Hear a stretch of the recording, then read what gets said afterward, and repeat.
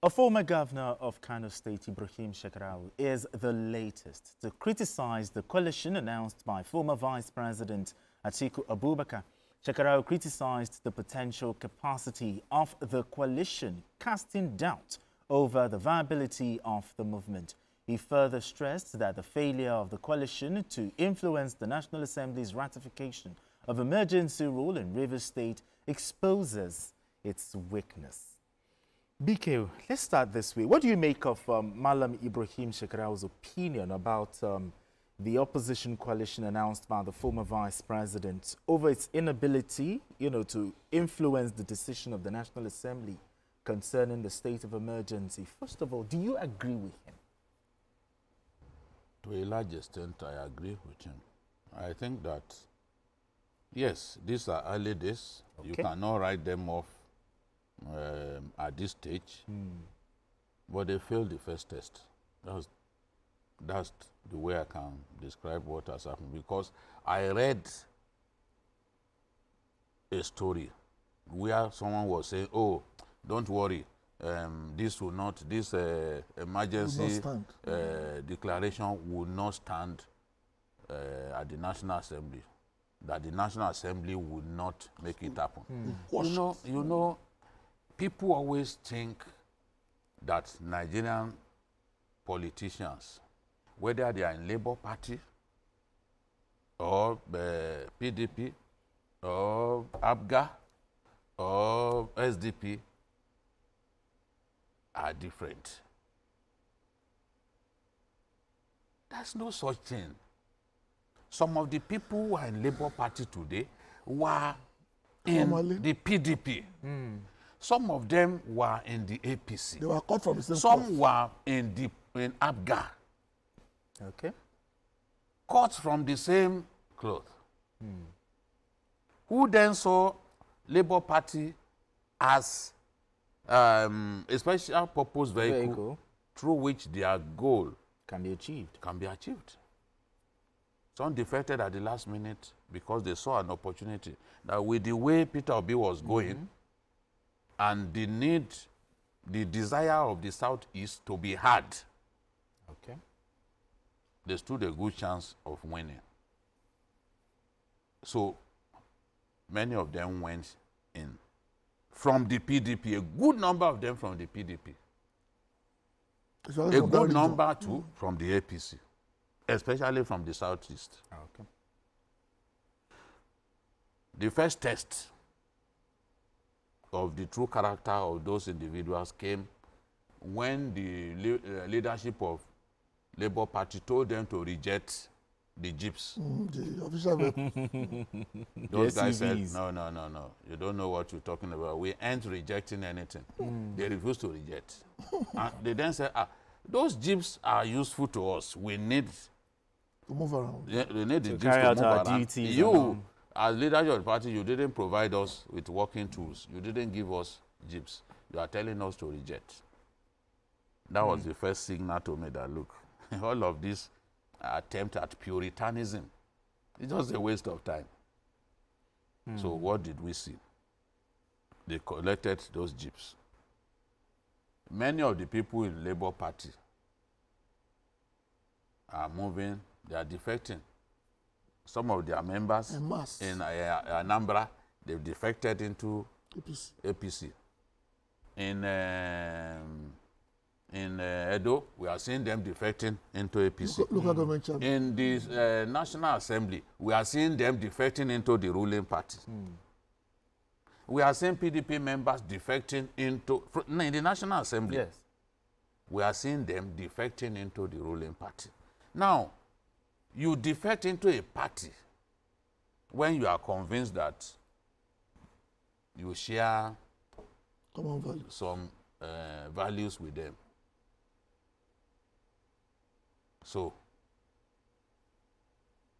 I agree that if the opposition was strong, this declaration by the president should have been shut down in the National Assembly. In the first day, we saw initial gra-gra in the House of Reps. Initial gra-gra. We saw the arguments. But what did it amount to? It was an impotent gragra leading nowhere. In the Senate, what did we see? They went into a closed-door session.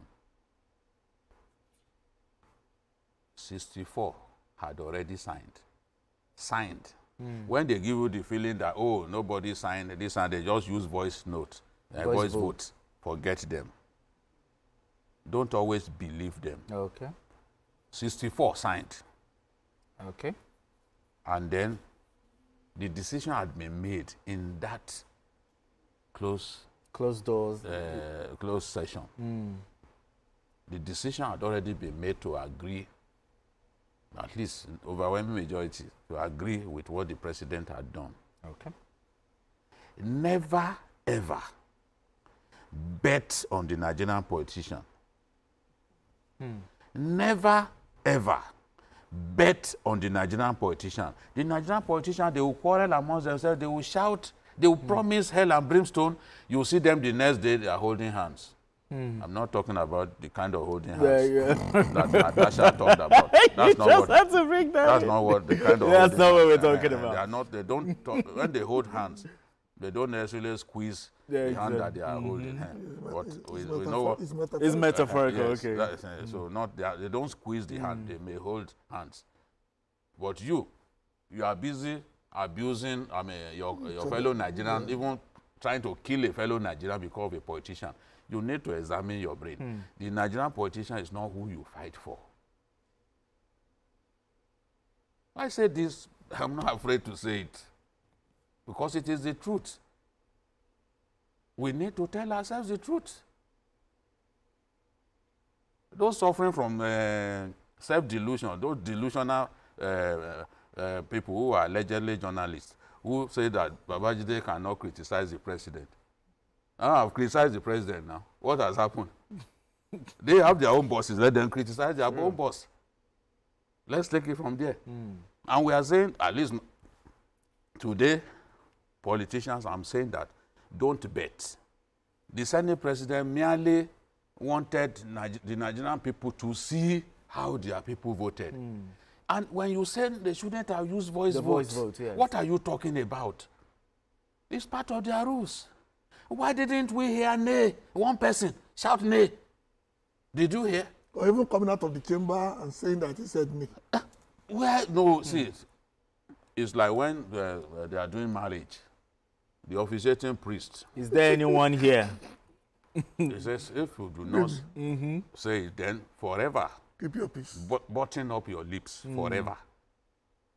Why didn't we hear one? The presiding officer called it 3 times. Benga 3 times. And nobody And said. 3 times nobody had the courage to say nay. Even if there are just 2 of you, You're on record. with conviction, 2 of you who have courage. Nobody said nay. So what are we talking about? So if they cannot work on the opposition in the National Assembly, When the tensions are high. it shows clearly that they have no influence over those people. Okay. Once the opposition, and this is not the first time, people vote in bipartisan fashion once this kind of issue comes up. I've seen this so many times in my life. I've seen it. Look, it was the Nigerian media that stopped Obasanjo's 3rd term. I've said it here many times. We had a meeting. The then Senate president called us to a meeting at a hotel. We were the ones who told him, and I know that Eniola Bello and many other senior journalists will recall what I'm saying. We were the ones who told him, let all of those lawmakers show it live. Let's see whether some of your colleagues will have the courage to, because each person, they were taking the vote one by one. You must first talk and tell us where you belong. Okay. After the first day, and the lawmaker's house was attacked, nobody was ready to openly say, I support. exactly. Many of them ran away. They couldn't say, that's how 3rd term failed. Any other person who tells you the story of how third term failed is a liar. It was here, he came, Senate President Nnamani came to us here and said, please, tell me what to do. And we told him what to do. All right, gentlemen. We need to go on those break. But GKB, the former Kano State governor actually said something. He said the coalition lacks the structure and the party backing necessary to challenge the incumbent. When we come back from this break, I'm going to be asking you, what do you think is missing in the opposition coalition announced by the former vice president? We'll get to talk about that right after this. I have BKO right here and GKB. So before we went on that break, I asked you, the former Kano State governor, she said something that this coalition lacks the structure and the party backing. What do you think is missing in this opposition coalition, as announced by the former vice president, for it to be a force to be reckoned with? Don't forget that the former governor of Kano himself is coupling together, if I can use that word, a coalition of his own. Okay. Basically, ultimately to become a force and to snatch power, if not for the president in 2027, at least to be big enough in 2031 for that purpose. So as far as it's concerned, what the Atiku people are doing is basically a jima, as well in Lagos, a jama of something to bring on board for the sole purpose of fighting the president. And that's why he said what he said. Because I know exactly where he was coming from.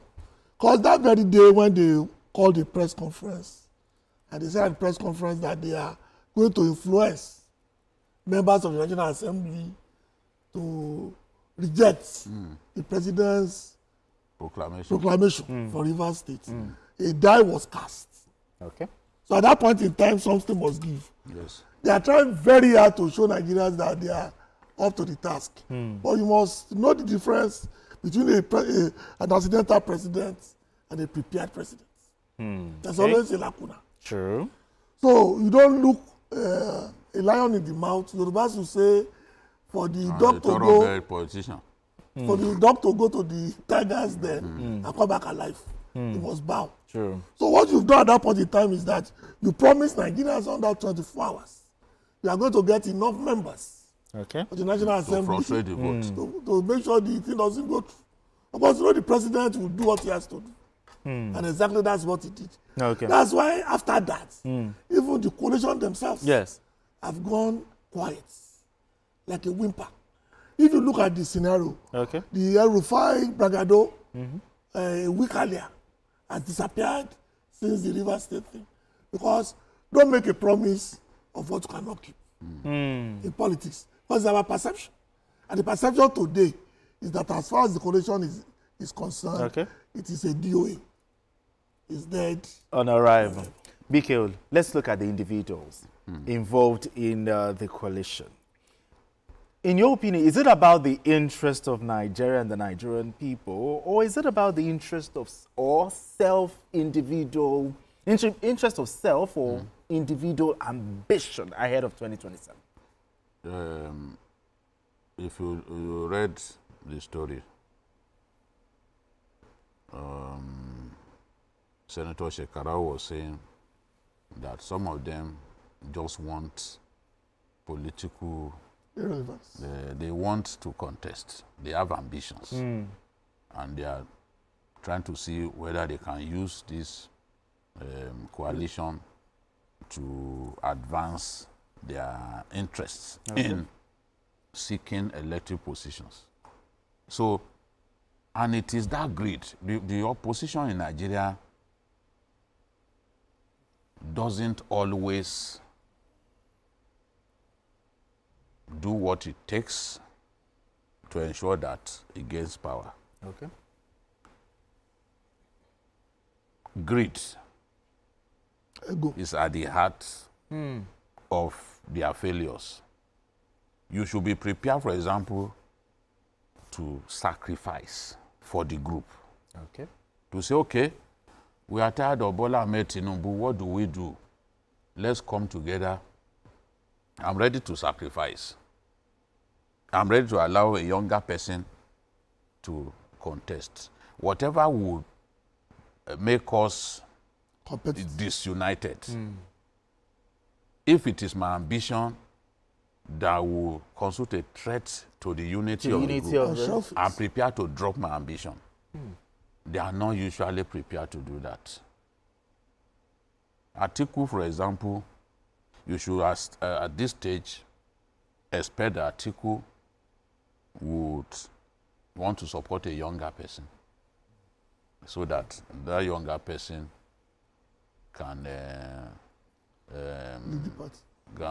get the support of the opposition and contest against President Tinubu in a position of strength. But Atiku is as desperate to be president of Nigeria as anybody can be. He has lost on numerous occasions, but he sees himself in the image of Abraham Lincoln. He sees himself as the Abraham Lincoln of Nigeria, the man who failed multiple times but eventually became, I think, the 15th American president. And the man who said, no man is good enough to govern another person without the person's consent. We used to use this quote in those days when we were campaigning in the university. So Atiku sees himself in the image of Abraham Lincoln. In fact, he even referred to it. And as long as people like Kwankwaso are there, they don't see any reason why Atiku should still be contesting when they are younger than him are still there. So how they will come together is the problem. And I think that what Shekarau is saying now, they shouldn't, instead of abusing Shekarau as they are doing, they should actually sit down and ask themselves, what do we need to do? Going forward. What should we do differently to ensure that we defeat the ruling party? Because it's possible to defeat the ruling party. Even the pattern of the last election showed that, look, if they were united, they would have defeated the ruling party by an audacious margin. Exactly. But to come together is the elephant in the room. And when you speak the truth to them, they don't want to hear. Nigerians are by nature hurtful of the truth. That's why we have many enemies, because we will speak the truth. The truth is, they have to sit down and plan properly, and each and every one of them must be prepared at any point in time to sacrifice. For the collective. Don't see yourself, oh, I'm too good to step down for this person. Oh, no, this person met me in the game. Why should I be the one to step down for him? That was what Kwankwaso was saying, you know, just before the 2023 election. In fact, he got angry when it was suggested to him that he should step down for Peter Obi. But such attitude will never bring home the trophy. I can tell you, in football, I know footballers that they are not on talking terms. Two players of Bayern Munich, they were not on talking terms. But if one had the ball and he saw that the other one, his enemy is in a fantastic position to score, he will give him. But they don't talk. It's about the team. It's about the team. Not, okay. It's about the team. They don't talk. You know? So this is the way it is, a give and take thing. Shekarau is saying this is a good idea to come together and fight the ruling party. But the way things are now, there is no structure. Even in some of the big parties, this coalition has not been well received. And because it's not well received, the big people within the parties may not support them. That's the point that he made. So instead of abusing him, calling him names and all that, listen to what he's saying. Don't beat up the messenger. Exactly. Look at the message. Because okay. All right, GKB, let's do a little comparison. Because when you compare, you know, this opposition coalition as announced by the former VP and the 2013 merger, you know, 2013-2014 merger that led to the formation of the APC, which brought about, I think, 4 established parties, the AMP, PAC. What is the difference? Or do you think Are there no basis for comparison here? Well, there's always basis, but you have to understand one major factor. The leaders of the merger in 2013, 2014 were willing to sacrifice personal interest for the group party. Because they are taking on a behemoth in the form of PDP that has been in power for 16 years.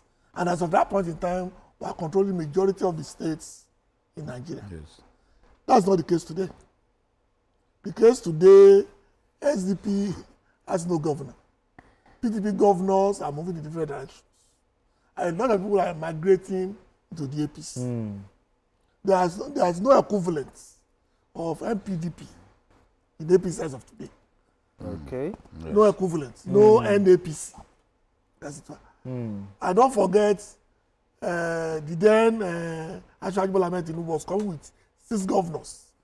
And the from then the Southwest. Major General Buhari was coming with 12 million guaranteed votes. Yes. Okay, from the CPC. So those are the things that are almost set to drive the process forward. They don't have that now. There's no person with that guarantee of. Nobody. Atiku cannot guarantee any number of votes. Apart from BBC Hausa or VOA Hausa, El-Rufai cannot guarantee any vote outside his nominal enclave. You understand? Okay. And if they should even join with the, and that's even not the main cause. The main cause is Nigerians ready to jettison a southern presidency in the middle of their tenure. I'm not talking about Tinubu as a person. Okay. I'm talking about the fact that we expect a Zakana to be president. Well, that's assuming that they cannot bring somebody from the south. south. That's where I'm coming. So it's part of the things that have made them work. That if they are then willing to now say, fine, we want to get rid of a southern president, let's bring a southern candidate. Another southern, yes. That could be a game changer. A game changer. If that southern candidate is strong. That's the X factor. It will show clearly that they are ready. They are not trying to take power from the south for selfish reasons. Okay. You know, because why, for example, would we have a situation in which we said, okay, power should shift? People like El-Rufai fought for power to shift to the south, whereas from the same north, some people were still contesting in the primary election. Even the presidential election. Yes. So I think that if they come together and Atiku gives up his ambition and supports a younger candidate from the south, and they resolve to back that person wholeheartedly, that could really be the emphasis on the wholeheartedly. Yes, no, not that you back and back, then, you know, exactly. No. You know, because people back and on election day, they do something else. Because if this should go this way and the coalition should come up with another candidate, I can guarantee you that they are going to push every politician who is not a northerner to come into the fold, just for the sake, because I spoke to some governors, and that's their lacuna, that unless the person is a southerner, nobody in the south today, I don't know about tomorrow, are willing to let go. But you see, the problem, the issue also is that there's a long time between now and 2027. Even 2 weeks is a long time in politics. 24 hours. You know, so let us see what happens. They should not be written off completely, and I don't think that they should see what Senator Shekarau has said as writing them off completely. It's just drawing their attention to what needs to be done. So forming a coalition right now is not coming a little too late. No. The time is right. The time is right. The time is right.